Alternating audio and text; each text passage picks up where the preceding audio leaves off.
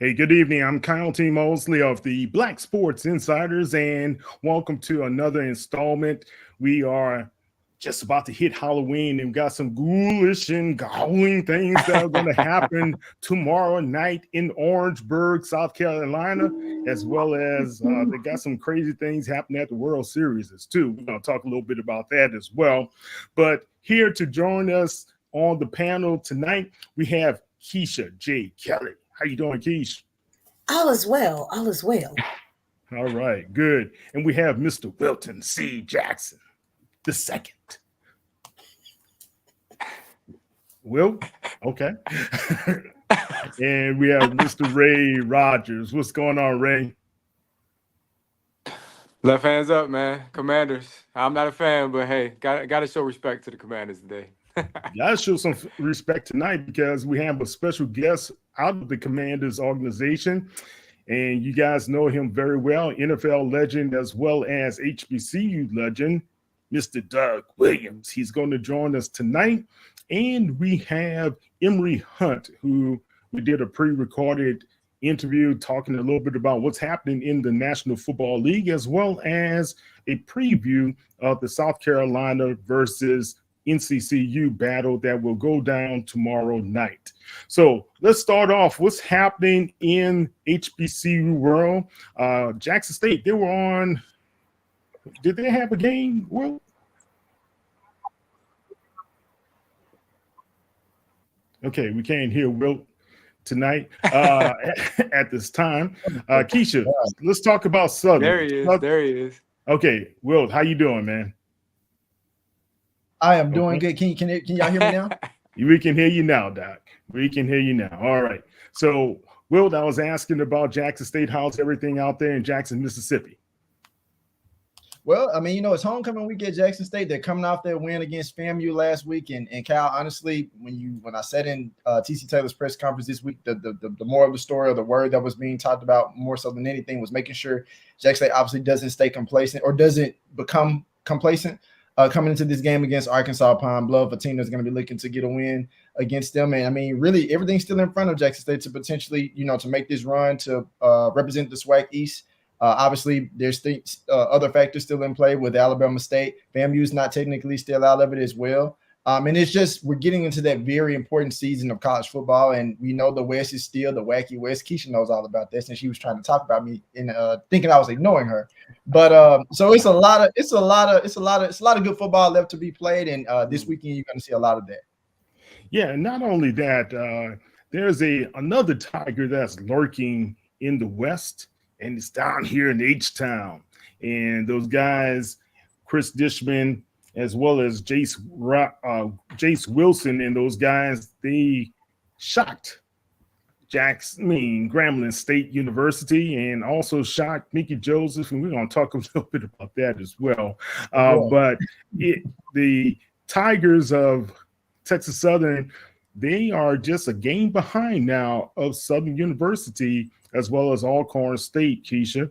And Southern had a hard-fought loss to the FAMU guys down there in Bragg Stadium. Talk about that. I did. I got a chance to, which is crazy because I hadn't been on a SWAC coaches call in a while, and Monday was wild. It was a wild call, but I did. I got a chance to hop on, and I did. I wanted to, ask some of the questions, mainly about, the offensive side of the ball. That's what everybody's worried about with Southern. What are we doing with offense? It's just some crazy things. And so got a chance to ask, Coach Graves about the concerns of that, because we're coming off a loss. Alabama A&M is coming off a loss, and then we face each other, right? And so, we'll head into Huntsville, and the question is strictly like, what do you do as far as, the rest of the season? You're still ranked number one, but you still got to play Grambling. You still got to play Alabama A&M. So we still, Bethune-Cookman, we still got games that are on the table. And the worst thing you could do is be in a situation where you have to possibly go back to Jackson, right? And you see the same thing that you saw earlier this season. So, it was a bad thing. And one of the things he talked about was, it's just not consistent. and it's just simple. Jim asked him, what are we going to do at quarterback? Like, are we calling the starter quarterback? What are we going to do? So definitely some things. I'm rooting for you, win or loss, but it's always going to be, what are we doing like every single week? You don't want to have a replay of what you saw last season. That's what you don't want to have. And so, it's hopefully they can go into Huntsville and get the win this weekend. I mean, of course, Huntsville's home, Alabama A&M is home, but hopefully, the Jaguars, we can go in and get a W. And then that just kind of sees where, Coach Maynard and the Bulldogs going to lie. Yeah, and that's a situation that's in flux as well. Coach Maynard, man, I don't care anybody. He's a comical and he's a great guy. He's a great football coach, but they're not winning.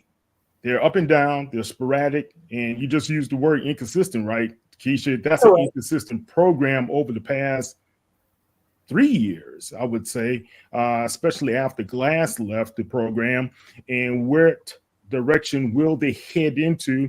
Will they decide to make some changes? We don't know. We shall see. And going out to the MEAC, we're talking about some situations out there. Surprisingly, the Norfolk State Spartans won, and but it was a good game, right, Ray? Yeah, homecoming, and you facing a team that is lacking confidence in Howard, and they stole one at home. Big crowd, by the way, at Norfolk State for that game. And I want to just say it revived a little bit of hope amongst the alumni, because this is MEAC play just starting out, so you still have an opportunity to make up some ground. If you remember, long ago, week 1, that FAMU game, Norfolk competed. Many thought Norfolk was going to pull that game out, so it's not over for the Spartans just yet. And like I said, I think that the fan base, they call Howard at the right time, because Howard is just struggling, I think, with confidence. Howard has all the talent on both sides of the ball, but unfortunately, it just hasn't come together. Slim win, but you take it and you build that confidence going into Morgan State this coming Saturday, who performed very well against North Carolina Central, but at the same time, Morgan State offensively, they just have not been able to cash in this whole season. So I think Norfolk is riding high coming out of that Howard game. Again, a homecoming win. Would another win help save Coach Dawson Oldham's? Man, that's an interesting question, because based on what I'm hearing there, the school does not prioritize football. So it won't take a lot, I feel like, to save his job. But I don't know how much pull the alumni has in terms of the program making a decision. I mentioned earlier who was being clamored for in terms of that job.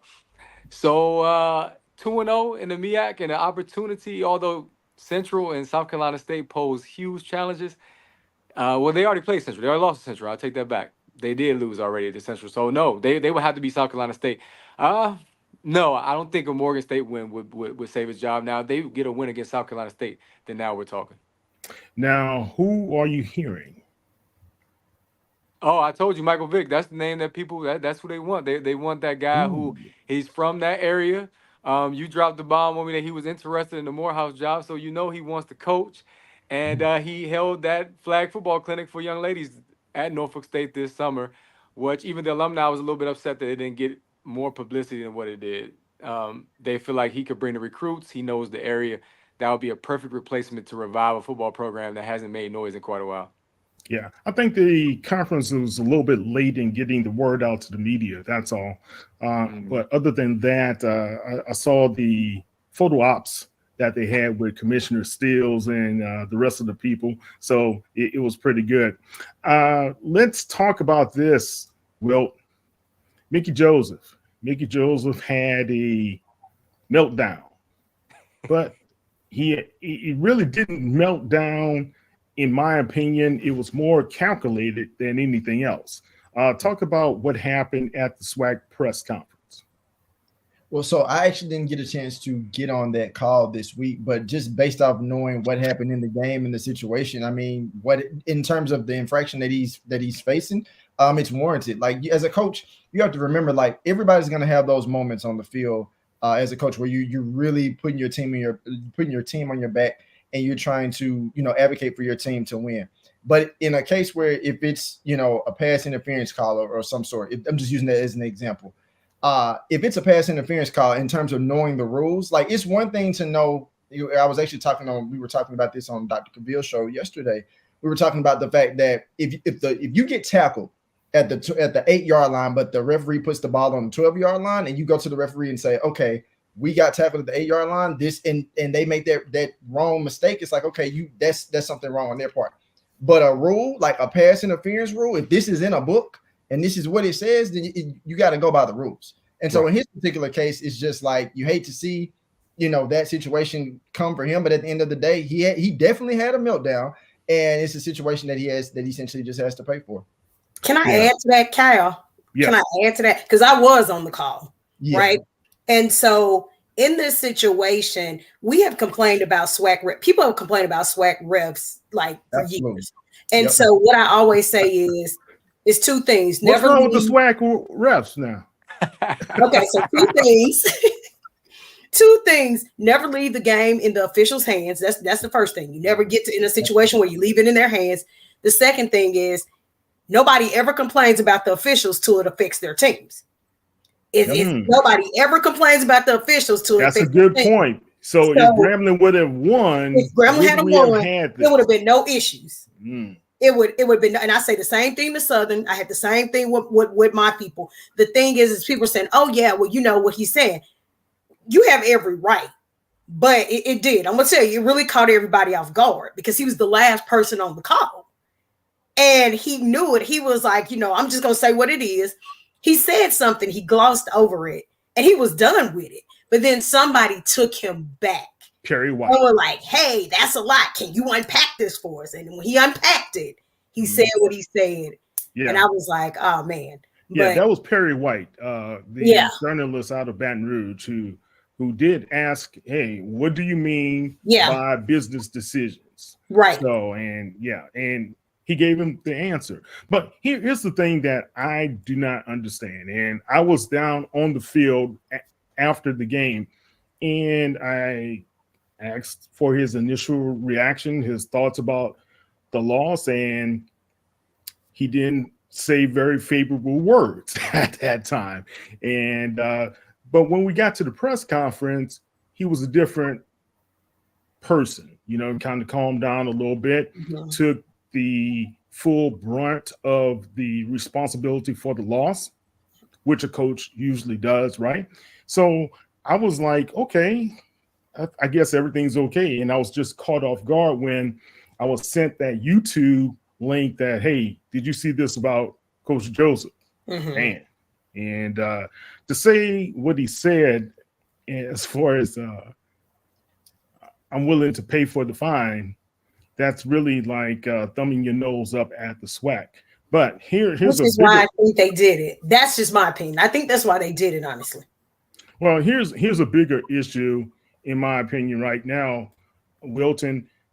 If the SWAC decided to reprimand him, and he did offer a forced apology there, what happens in the terms of how he's viewed with the kids, the parents, the organization, the administration right now? What's your thoughts? You said if he does offer an apology? He did. Yeah. No, I think that more so than anything, with him offering that apology, I think they will look at him in such a way that like he essentially made a mistake. And he was caught in the moment, which a lot of times we've seen coaches and players do that before. But I do think more than anything beyond them, he's definitely going to have an S on his chest when it comes to referees now and what happens in close game situations. How I hate to say it like this, but to Keisha's point, until your team is being affected by the outcome of a game, that's when you're going to hear it. And so in tough situations, I guarantee you, whatever refs that are going to be overseeing games for Grambling, they're going to be high on alert to make sure or to see if he's going to have this same behavior once again. Have it at Bayou Classic. I guess the next guest we would like to talk to you about that one. So we're going to be back with Doug Williams up next, and then at 8:30 we'll have Emory Hunt and then we'll wrap up the show with our thoughts on the preview of the North Carolina Central game. But we'll be back in 2-2, and after that, we'll have Mr. Doug Williams to join us. Thank you.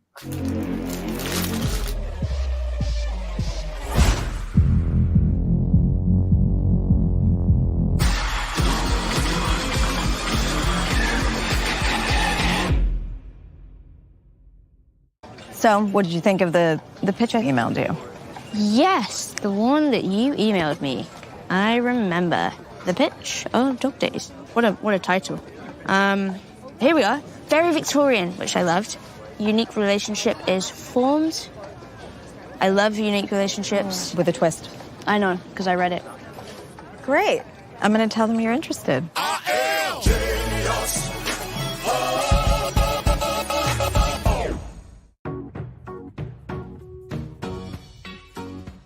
This is not just delivery. This is knowing even superheroes can use a sidekick. Walgreens. Something amazing is happening here. The next era of AI has arrived. CDW data engineers are helping organizations harness the power of AI with Intel Core Ultra processors. The power to run workloads faster means greater performance, giving your team a better shot at success. Make amazing happen. CDW. All right, Kyle T. Mosley of the Black Sports Insiders back with you guys, and we have our special guest, Mr. Doug Williams. How you doing, Doug? I'm doing good, Kyle. How you doing? Doing well, man. It's always great to chat it up with you, and now to have you here with us on the Black Sports Insiders. Talk about what's happening out in Washington right now, the exciting things that young Jaden Daniels is doing for the Commanders. Well, it is a lot of excitement. You know, kind of like Dan says every day, you know, just one by one, just play football. And basically that's what we're doing. We're not worried about what we've done already. Is what's in front of what we got to do. So, you know, for me, it's just been a good ride in the last 8 weeks just to see the guys play inspired football and the young quarterback play up to his abilities. Yeah, he's really setting the world on fire, especially that Hail Mary this past Sunday against Chicago. How was it in the building to just watch that happen, Doug? Oh, you got to be a part of it to really explain, to understand how it really feels. You know, you 2 seconds left when something like that happened. I think most people thought it was over with, but it goes to show you that it's never over until it's over. Because it worked out. We had played lights out football for 3 quarters, and the defense, you know, played their hearts out. The offense was the one that had opportunity. We didn't take advantage of it then, but I think you know, Chicago caught up with us and took the lead, but we never gave up. So at the end of the day, that's what it all boils down to. Yeah, and before I let the rest of the panel ask you a couple of questions, you, Jaden, and Michael Vick had an iconic moment. That photo that you posted of the 3 of you guys just together at that moment, how did that feel to have those young guys who really admire and look up to you be in one spot to be able to talk and share ideas? Well, let me say this: for the old guy in the building, it was good for me, you know, to be able to take a picture with those 2 guys. You know, Michael Vick. You know who Michael Vick is. You know who he was. You watched him play, and now we got Jaden. And for me, just to be able to take a picture with him to have as a keepsake, you know, is something that you just don't do every day. So to me, that picture means a lot. Great. Now, Doug, we have a Southern Jaguar. She likes to pick at people every now and then from Grambling. Keisha, any questions for Doug? Well, let me help her. I got a Southern Jaguar in my family too. My sister graduated with Southern, so she must be really smart. The Jaguars don't scare me. We'll see about that at Bayou Classic. We'll see. Well, you know, hey, look, you know, I never got into that. That's for the fans. I'm gonna let y'all handle that part of it. I'm just saying. Well, it is. It's always good to see you, as Kyle said. So my question would be, when you look at a young quarterback like Jaden, how do you, I would say, like form yourself as like a role model to him? Because I know he looks up to you. I mean, you're a legend. So how would you say you would be like a role model to someone like him? Well, I've known Jaden longer than this year. That's the good thing about it. I've been knowing him since 2018. I met him when he was out at Arizona State. So Okay. I've been knowing Jaden a while, and it's easy. I think it's all about what you do in life is from a respectability standpoint, and you got to give him credit. I do for looking up to the guys that came before him, and I think that says a lot for a young guy. When a guy like that give you respect for guys who had played, whether or not it's me or anybody else that had played the position, and I think the other part of it being a African American black quarterback, and him being who he is and what he's done and doing, I think it's an automatic thing. Respect comes with that. Great. Will? Hey, Doug, how's it going? Good. So I wanted to ask this question. When you look at the play of Jaden Daniels and what he's doing in Washington, and really look at the collection of black quarterbacks that are in the NFL, how would you describe that feeling of looking and really taking in the black quarterbacks in the NFL today? Well, let me say this. For me, I'm a type of guy that, I like the play of all the quarterbacks, to be honest with you, whether or not it was Brady, whether or not it's Aaron Rodgers, Josh Allen. But at the end of the day, it's something special about the young black quarterbacks in this league. And this year when the season started, there was 15 of them. And I said about a year or so ago, and I don't know whether I talked to Kyle about this or not, I said in the next 5 to 10 years, half of the league quarterback was going to be black. But I realized that it was a lot sooner than I thought, and it's something that I don't think it's about stopping these guys from coming in, because I think what happened, like Coach Rob always said, all the guy need is an opportunity. And what they're doing today is giving these guys an opportunity. And when you give them an opportunity, the gates open. And I think now there's too many young guys out there in college, high school, that's going to be coming in here, because people giving them opportunity to play. And, you look at me when I came out, I look back at the guys who didn't get the opportunity to play. And I think at the end of the day, that's the worst thing about being a black quarterback in my position, because the guys before me didn't get the same opportunity that I got. And these guys now get every opportunity there is if you can play the game. It's not about black and white anymore. It's about ability to get the game done and being smart enough to do what they want you to do. And I think that's the best thing. Ray? All right, man. It's my turn finally. I always go last, but it's all good. I'm the only born and raised Washingtonian on this show. You know what I'm saying? I've watched the team as a kid and covered the team for a few years in the past, seen you out at Ashburn.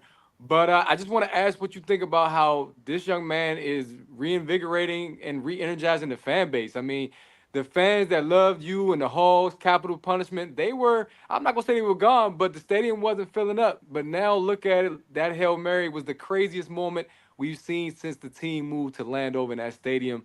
What do you think about how just the fan base is now coming back, especially the older fans that you know and love? Well, I think you got to look at it realistically. It's about winning.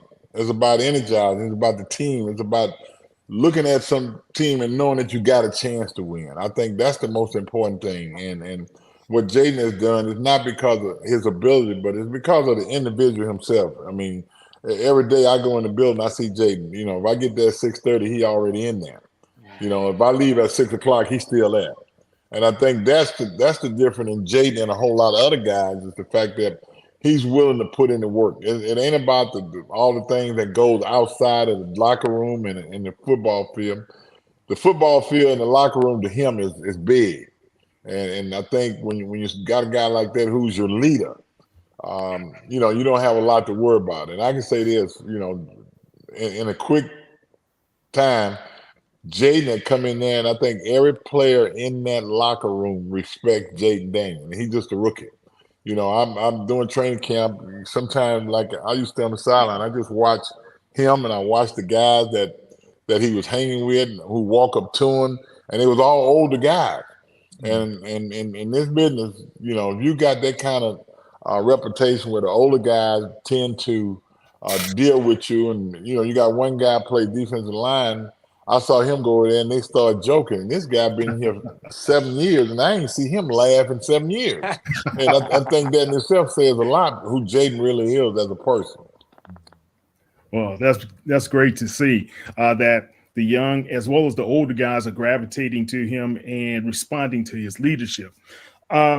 Let's move on to the HBCU Legacy Bowl. This year is going to be the 4th installment, right?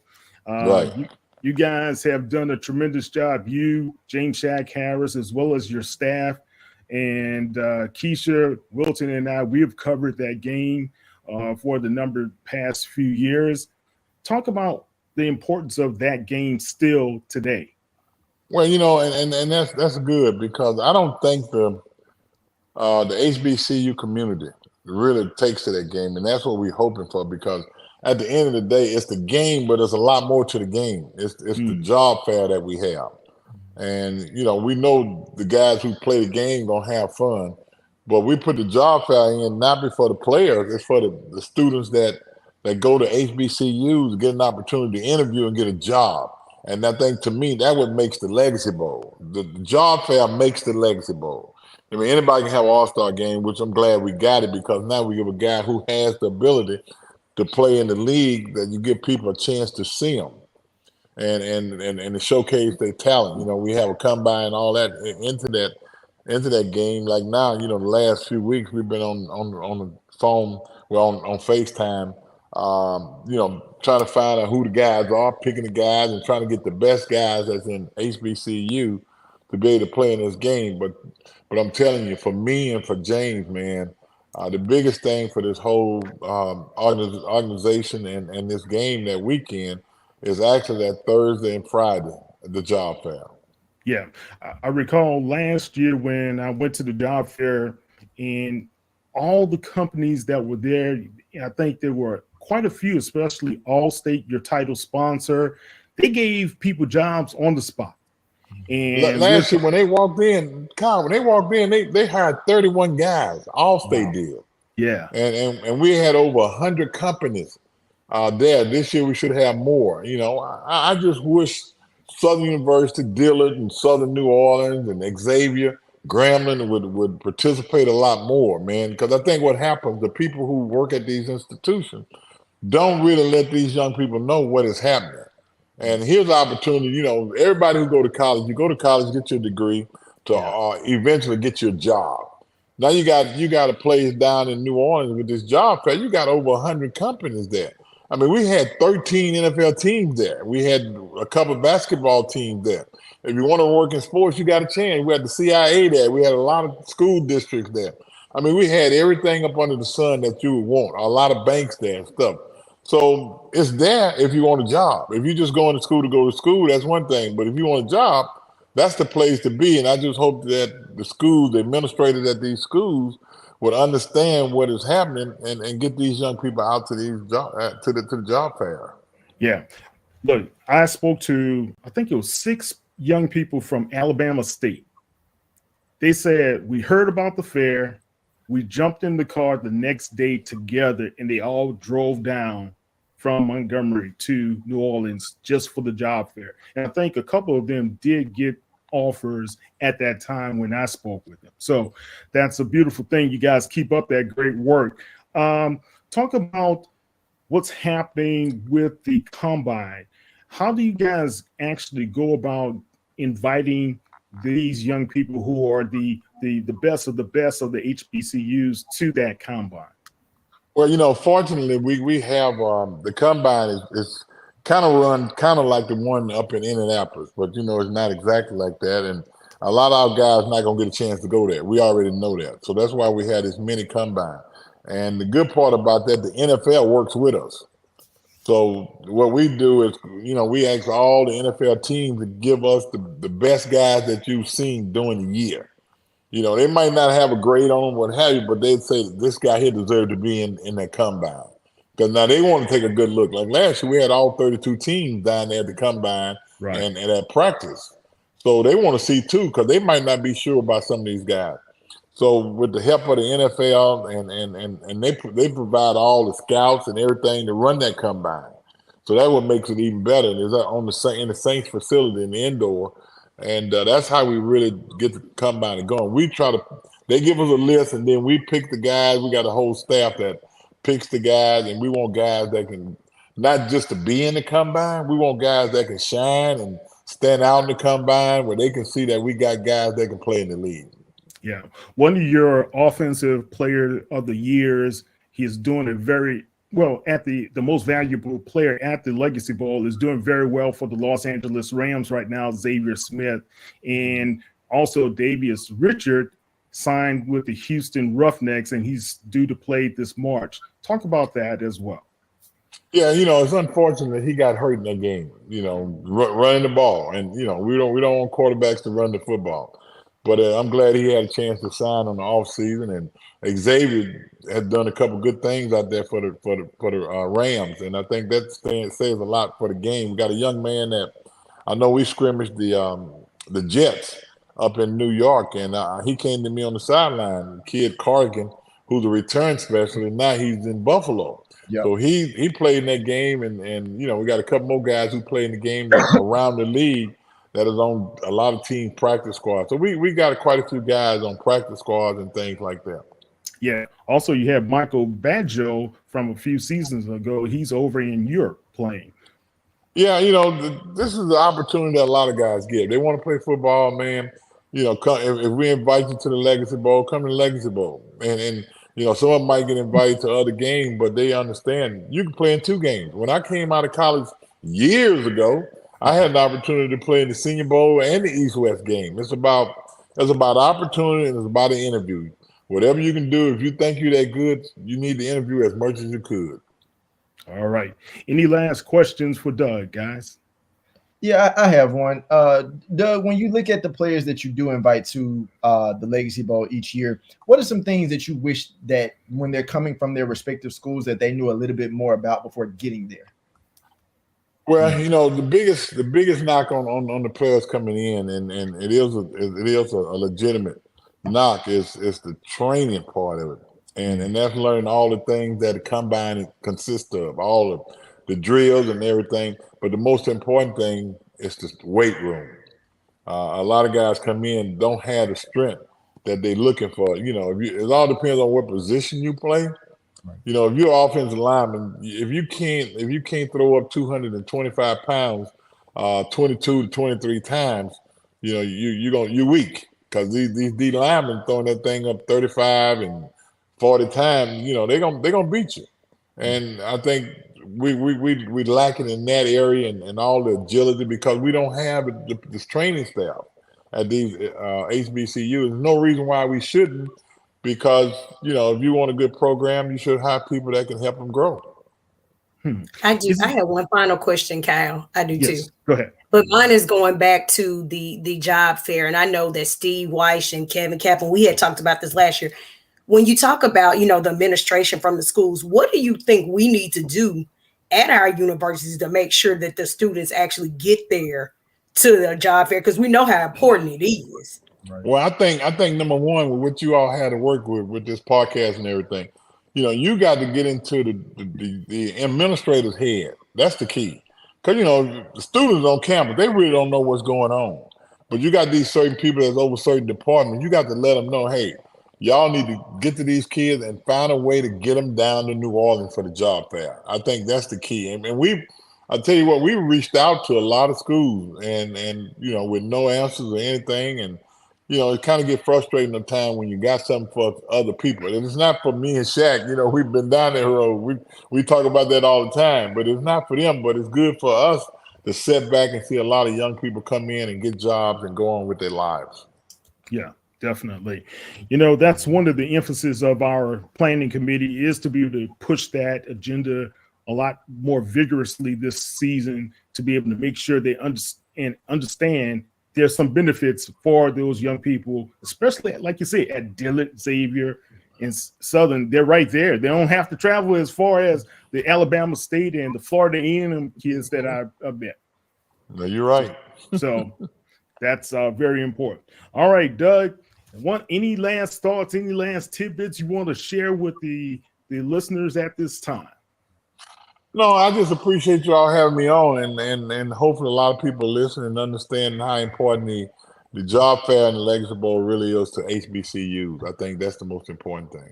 All right, guys, that is Mr. Doug Williams. And Doug, we will have the Legacy Bowl when? It's on, I think it's February the 20th or 22nd, that weekend. You know, it's late. It's after Mardi Gras. We don't have to worry about the floats and things like that. It's our week down there. We're the last thing of the year. Last thing of the year. And it's all week long, guys. And it's a great time for those young guys. And a lot of those guys make some good long friends as well. Thank you very much, Doug. I appreciate you all. You're welcome. We'll be back All in right. 2 and 2. And I'll have Doug's link up to how you guys can be able to support the HBCU Legacy Bowl as well. Take care.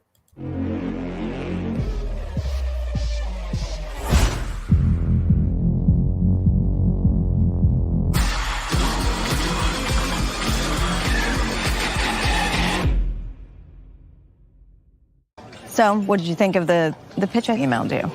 Yes, the one that you emailed me. I remember.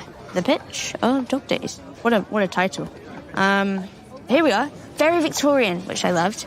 Unique relationship is formed. I love unique relationships. With a twist. I know, because I read it. Great. I'm going to tell them you're interested.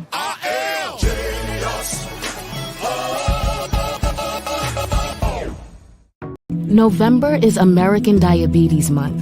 And while nearly half of us have diabetes or prediabetes, every story is personal. There are stories of strength. Every day is different, not one day is the same. Hard work. No es tenerle miedo realmente a la enfermedad, es saber cómo combatir la enfermedad. And heartbreak. When she passed away, it was because of diabetes. But no matter your diabetes story, we fight for you and to find a cure. Join us at diabetes.org. All right, we are back, and I want you guys to listen to a special interview I had with Mr. Emory Hunt, who is an analyst for CBS Football, as well as the founder of Football Gameplan, right? And he started that many moons ago, right? Man, golly, I think back now, Will, Emory started Football Gameplan a couple of years before I started podcasting back in 2010. Yeah. So It's been a while. he's been doing it for a while, man. Yeah. So let's check out what Emory is talking about. When it comes to a team that's reeling at this time, like the New Orleans Saints are, what is happening inside that locker room where a coach would point the fingers at younger players, and where it's the veterans that are usually the ones who provide the leadership? Well, you know, a couple things could be happening here. He's probably trying to motivate the young guys to bring up their level of consistency, to perhaps flatline their play and minimize some of those issues, and also trying to show that, hey, you know, these guys need to really step it up if they want to continue to play, because he may be hinting that some of these rookies probably won't get on the field if their consistency doesn't improve. But also, he is the leader of the football team, and it's your job to make sure that these guys are flatlining their consistency or being comfortable with what you're asking them to do in order for them to get out there and perform how you want them to perform. So the onus really falls upon you, as well as your coaching staff, as well as the front office. Yeah, at the end of the day, the buck stops with you. You're the head coach. You're the leader of the football team, and you got to make sure guys are checking boxes and you're doing what you possibly can, the best you could possibly can, to get those guys ready to go. Yeah. Are you surprised the Saints have been on this 6-game skid at this time? Not necessarily. You kind of knew this team was going to have some issues going into camp. They were banged up. Coming out of camp, they were banged up, and they got off to a good start, but that was mainly due to the opponents they played. And you're supposed to win those games, and they did just that. But when the challenges got a little bit tougher and the noose got a little bit tighter around those situations, they weren't able to answer the call. And that's when you start to see a team that had some issues coming out of camp, and it showed itself in those ball games that they ended up losing. And that's why they're on this current losing streak. Yeah. What's your evaluation of Spencer Rattler at this time? Incomplete. I mean, you can't say much about him without an Olave, without, his a fair shake at the offensive line, or, he didn't come into the season as a starter. So it's just kind of like incomplete, playing like a rookie. So you really can't say good or bad things about him. But I will say he has to make sure he protects the football better in the pocket. He tends to put the ball on the ground. That can't happen. But in terms of the grade, I would say it's probably just incomplete. Yeah. But let's turn our attention to the National Football League.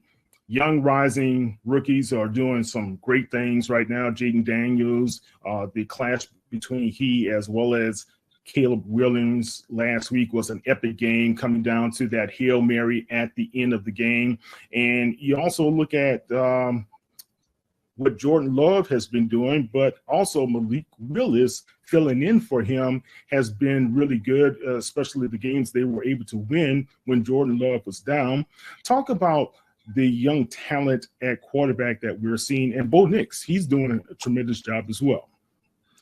It shows you when you're talking about, let's say, the Jaden Daniels, the Caleb Williams, the Bo Nix, they've played a lot of football in college, so that kind of helps ease their transition to the NFL game. Malik Willis is showing you the value of coaching and a coach's belief in his player, because he's playing with ease, he's playing with calm, and he's showing you that, hey, coach believes in me. He's now empowering me to go out there and play my game without having to look to the sideline to wonder if I'm going to get taken out if I throw an incomplete pass. Right. He's allowed to play through his mistakes, and he's playing probably the best football of his career, both college and pro. And Jordan Love just has to stay healthy, but he's one of the top young guns in the NFL. And as long as he's out there, the Packers have a chance to really go far. Yeah. Now, when it comes to C.J. Stroud, is it fair to say that teams have seen the tape from last season, his rookie season, and now they have made adjustments? I don't think that's fair. I feel like he's dealing with a lot of the injuries in his receiving core, and that's affected some of the timing. Timing is all – our passing game is all timing based in football, and if you don't have that time on task with the same guys out there, you're going to have some inconsistent moments. And I mean, look, Stephon Diggs tore his ACL. Yes. He's out. And so now you have to put another guy in and hope he gets up to speed quickly. It's no different than the offensive line. If you have the same 5 guys out there week in, week out, you're probably going to get consistently flatline play. And I think that's I don't want to say plaguing, because he's still finding a way to make plays and finding ways to win games.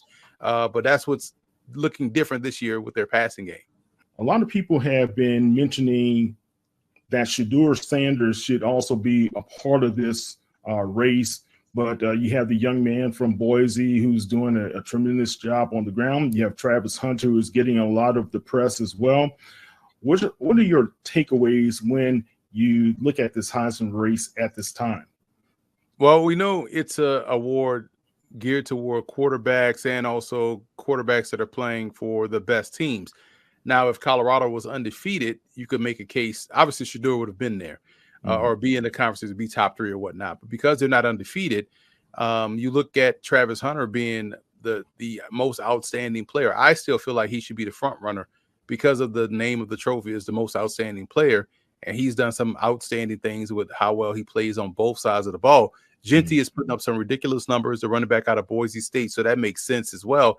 But if you're looking at the quarterback, you're going to look at who's ranked in the top 5. And right now, Dillon Gabriel is playing some really good football, has his team ranked number 1. And to me, that's your 3-team Heisman, your 3-legged race in a Heisman in Dillon Gabriel, Travis Hunter, and Ashton Genty. Now, on Thursday night, the big matchup between NCCU as well as South Carolina State, Chase Berry versus Trey Oliver. What's your thoughts? It's a fantastic matchup, man. And listen, there's been no drop off from Coach Berry Coach Pugh to Coach Berry, and we shouldn't be surprised. He stepped right in, did great things at Benedict, had those guys highly ranked in the Division II polls, playoffs. He goes to South Carolina State, and this team has always been able to get good talent, but they hadn't really been able to settle in on a good quarterback. Well, they got one now, his former player, Eric Phoenix. Yeah. So it gives them the balance that they need on offense. And we know defensively, they're going to always have some guys on that side of the ball. And North Carolina Central coach Oliver has done a fantastic job and just continue to build on the legacy that Jerry Mack had when he was there. So this is a culture of winning. And, they have a very good running back in Jamari Taylor, explosive back, getting good quarterback play as well. So they're one of the more dangerous teams. I think this may be the MEAC championship game that we're seeing on Thursday night. So it's going to be fun. It's going to be exciting. It's going to be pivotal. And South Carolina State, whether or not they win or lose, or if they lose this ball game, because they have some big wins out of conference, they may be putting themselves in position to get an FCS at-large bid based on how well they've played and the wins they've gotten out of conference in the FCS. And if they're able to run the table the rest of the way, looking at how the rest of the FCS has shaken up, where teams in other conferences are cannibalizing each other, South Carolina State can make a play to get an at-large bid, although I know they probably would want to win the MEAC and get to the Celebration Bowl. But this is these are two of the better teams in the FCS. Definitely. All right, that was Mr. Emory Hunt. We'll be back in a short break. November is American Diabetes Month. And while nearly half of us have diabetes or prediabetes, every story is personal. There are stories of strength. Every day is different, not one day is the same. Hard work. No es tenerle miedo realmente a la enfermedad. Es saber cómo combatir la enfermedad. And heartbreak. When she passed away, it was because of diabetes. But no matter your diabetes story, we fight for you and to find a cure. Join us at diabetes.org. This is it. Our last night sharing a room. Tomorrow, we'll be in our new home. They told you buying a home would take years, but didn't help you start. Still, you kept trying. You'll have a yard to play in, a place to dream. Hope makes it happen. With tailored mortgage solutions, Hope Credit Union makes homeownership happen for thousands of people, regardless of income or credit. Brighter futures begin with Hope. Is that your new Nissan Rogue? Yeah, crazy story. So this morning, I'm at the Nissan Thrill of Summer sales event, taking a test drive. When Dave, the sales guy, is like, "You're gonna love this." He shows me the best-in-class fuel economy and lets me know it's recommended by Consumer Reports. When Dave says, "These cars are going fast," I knew I had to have that Rogue. Nissan offers 6 vehicles starting under $30,000, like Rogue, with 2.9% financing for 60 months. Hey, sweet new gear. It's like Best Buy hooked you guys up. Pretty sick, right? What is that? That's our traveling trophy. Oh, that's what's up, man. Ah, a goat for the goats. Fits these pro-level setups. Last year's trophy. Not a goat. Nope. What if you could get all the latest and greatest gaming gear from one place? Time to call a credit repair company to fix my credit. Hold the phone, man. You can do it yourself with Credit Versio. That's way too hard. Call the credit repair company. Most credit repair companies only work on 1 or 2 accounts at a time, making it slow and expensive. You won't figure that out for months. Ignore him. Credit Versio's brilliant software scans all 3 credit bureaus, finds the accounts that are hurting your score, and guides you through the entire process. Anyone can do it. Let's fast forward and see the results. Wow, I fixed my own credit and saved hundreds. You can do this. Visit creditversio.com. All right, Kyle T. Mosley from Black Sports Insiders. We are back and about to wrap it up. We may go a little longer tonight because we got some important stuff to talk about, guys. Halloween is upon us, and tomorrow is going to be a great one, man. I'm looking so forward to this game. I was thinking about trying to catch a flight, but I kind of realized my son is in college now, so I just can't do that anymore. Just can't hop on the plane. But I wanted to do so. So here's the scene. Oliver C. Dawson Stadium. It's going to be a thrilling matchup between the Bulldogs against the Eagles. You got Trey Oliver versus Chinnis Berry. Many are calling this the game of the year and may settle the MEAC football championship. You just heard Emory Hunt say the same thing. Well, how do you feel? He couldn't have said it any better, honestly. And if you look at this game and you look at the stats between the two teams, you're basically talking about 1 versus 2 in everything. Like you have a North Carolina Central team who has a quarterback in Walker Harris, but obviously behind Walker Harris, you have a dynamic running back for Central and Jamari Taylor, who's not afraid to run over you, can run through the tackles, hit that edge. Defense is strong for North Carolina Central, but you have a South Carolina State team that, people may have slept on a little bit because, obviously Chennisberry coming after Buddy Pugh necessarily didn't know what that was going to look like at first, but Eric Phoenix is looking flat out phenomenal. You're talking about their running backs and DeAndre Duhart, KZ Adams are looking great. And you have to give all of that credit to their offensive line, which has lots and lots of continuity. So, and you're talking about a South Carolina State defense. If you watch Chennisberry and the teams he assembled when he was at Benedict, you're essentially watching this play out at South Carolina State. So I think you're going to get a clash between two teams, and I think it's going to come down to, believe it or not, which team is going to be able to rush the ball, or which team is going to be able to run the ball the most, because I really think it's going to come down to that. That's just how I feel about it. Okay, Ray? I'm going to hop on this Eric Phoenix train. I'm going to tell you why. If you watch that Morgan State game, Todd Smith got to start, which wasn't expected. Deuce Taylor was reportedly going to start all the way up until they got to North Carolina Central. Apparently, Taj was good to go. He had an injury before, but he was able to get into the starting lineup. But he's not as mobile as Deuce Taylor is. Eric Phoenix can sling it and he can run it. And many Morgan State fans, we just had somebody who could have mixed it up a little more at the quarterback position. We would have stole that game from Central and ruined their homecoming. So now Eric Phoenix, if he can do just a little more than what Todd Smith did in that game Saturday with the running backs like he has, and he finds his running backs out the backfield too. That's something else he does well. Check downs. He knows how to make his reads. He goes through his progressions. He's made the biggest strides, in my opinion, out of that South Carolina State team. I think South Carolina State might come away with this win and mix things up in the MEAC, and it's going to be fun. Oh, wow. Keisha, now, you know both of these guys very well. Last week, you had really great interviews to preview what we're here talking about at this time. Mixed emotions, Keisha? Yeah, I'm not crazy enough to pick one or the other. I'm not crazy enough because I will hear about it later. But to both of their points, I think it really is. Coach Bear, he always preached about going 1-0, winning the day. And so even in the interview with him last week, not even with just Benedict, but with every school that he's been with, it's been championship teams. So he's won championships with every school, seemed like every school. And ironically, I was talking to an old Southern player yesterday, and we were looking at the MEAC, looking at the ranks with North Carolina Central, South Carolina State, and then Norfolk. And he said, wow, look at that. All three of those head coaches were on one staff at one time together. We were like, oh, yeah, the good old days. Yeah. But I really do. Like I said, I'm not crazy enough to say one or the other because I will hear about it again at the end of the season. But it's going to be a great game. I hate that it's going to be played on Halloween when I'm not in the house, but it is going to be a great game.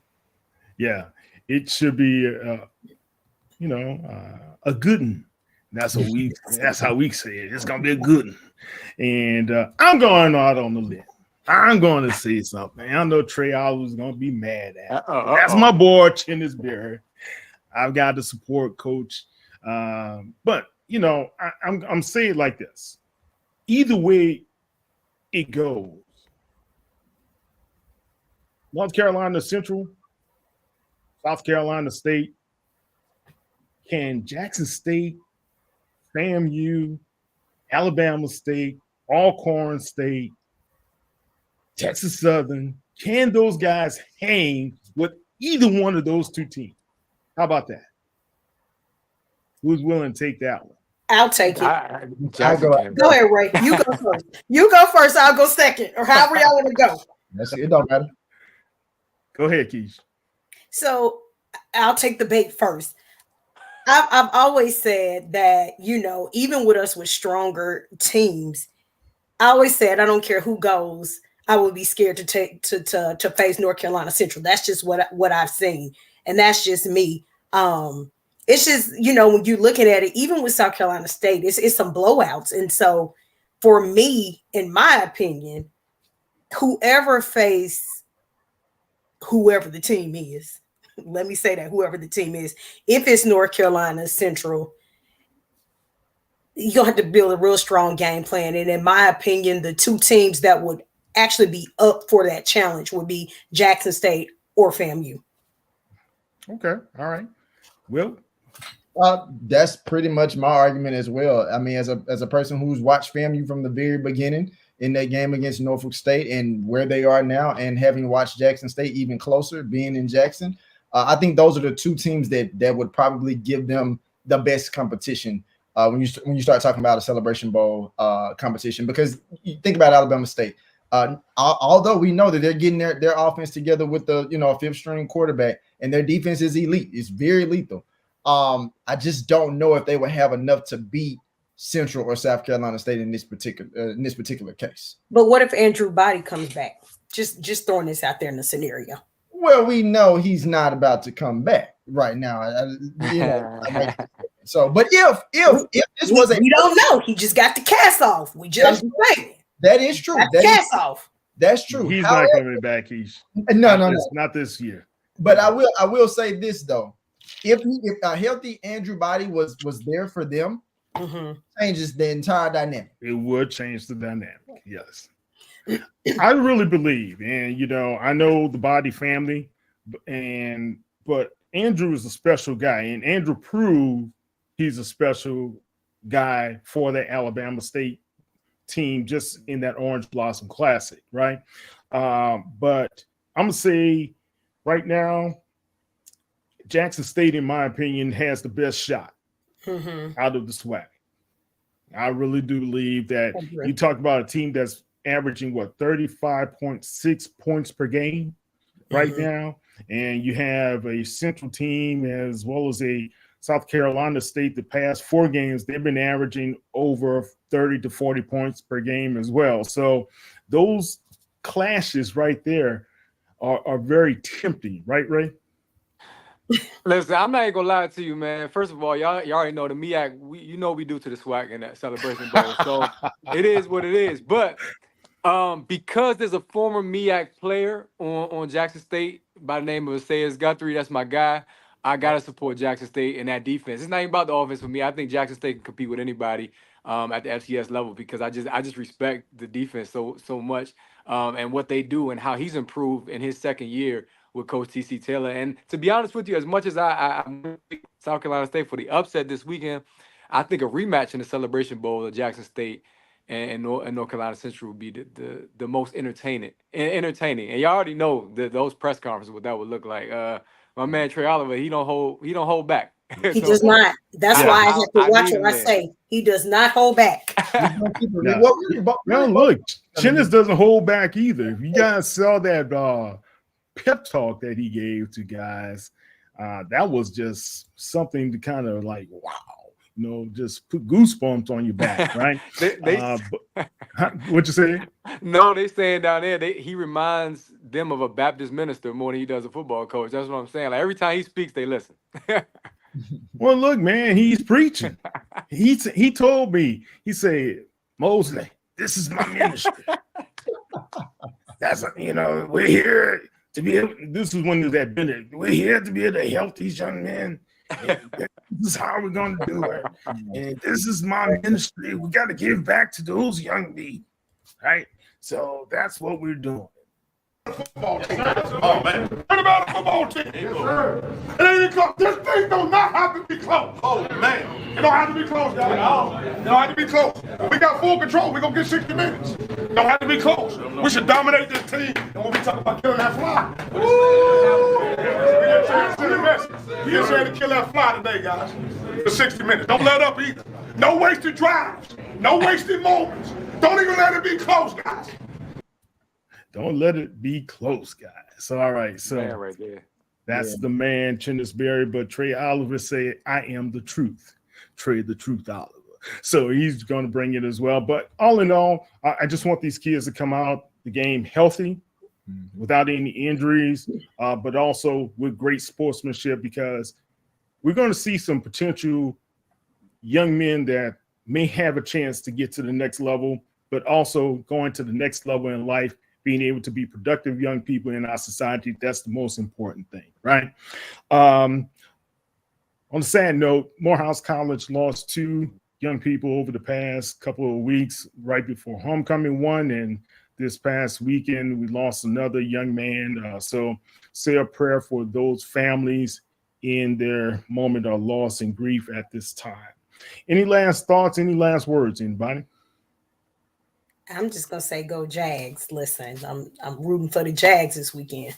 All right, go Jags. Will? I'm good. Like I said, it's homecoming in Jackson State. They're looking to get a win to keep things going afloat in the SWAC, and it's just a really, really good weekend of another good slate of college football. Mm-hmm. Yeah, Texas Southern is going down to the Bragg in Tallahassee. That's going to be interesting to see how Coach Dishman and those guys can be able to upset the Rattlers. Yes, that's what I'm saying. They're going to have. I'm praying for them because they rough down there. I'm praying for them. They rough. Rough down there in the Bragg, yeah. And Ray, what's happening with you? Any boxing? Yeah, man, that pulled me away from the Norfolk Morgan game on Saturday, unfortunately. But I just want to say this, man. If you watched or you got a chance to see highlights from the North Carolina Central Morgan game, Elijah Williams was the best player on the field. If you heard the commentary, they said he has Sunday talent. He's going to be playing at the next level. I mean, block punt, force fumbles. He did it all, man. Sacks, tackles for loss. He did everything at Morgan. Morgan has a great defense. I really feel bad that they haven't been able to bring it all together in terms of having a complete team yet. But Coach Damon Wilson's making strides. That's my guy. He's And getting close. They're going to be competing. I still give him a chance this season, but they can't lose this weekend in Norfolk. But shout out to Elijah Williams. He played an amazing game and almost helped carry that defense to get that upset again at Central to again ruin their homecoming. But yeah, man, I'm excited about football. Yeah, boxing's coming up. It's more of a DMV local card this weekend, but some guys who you might be hearing about on the national scene in the next year or two, particularly a dude named Irvin Trey Pound Fuller, man. He's a star, man. Somebody who fights in the featherweight division, and he's going to be up and coming over the next few years. Look out for him.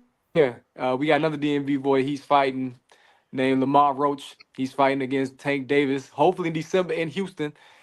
Same day as the Celebration Bowl, so I don't know where y'all will see me at, but we'll see what happens. Look out. You got some amazing boxers, Joe. All right, amazing boxers, amazing athletes around the world. I think a couple of days ago, it was the 50th anniversary of the Rumble in the Jungle, and Ralph Cooper, who's down in Houston, Texas, he was there the whole time for both the Foreman camp and the Ali camp. And we're going to hope to try to get him on the show to talk a little bit about his experiences over 50 years ago as a young reporter. Think about that, Will and Ray, as a young reporter, just covering that. And Keish, just to be in Africa, right? Yeah. In Zaire, to just experience that event. That was groundbreaking, what they did at that time. All right, guys, let's have a great, safe weekend. We will have more. We're going to hope to have a recap show on Saturday night to talk a little bit about what happened in HBCU football. So stay tuned to that. It hasn't been done before, so we will do it. And I'm Kyle T. Mosley. That's Ray Rogers and Keisha J. Kelly and Wilton C. Jackson II. And we have Kim Davis, who is out covering the Houston Rockets. So, and the World Series, guys, go Yankees, but it looks like it's going to be the Dodgers. So you guys take care. Have a good one.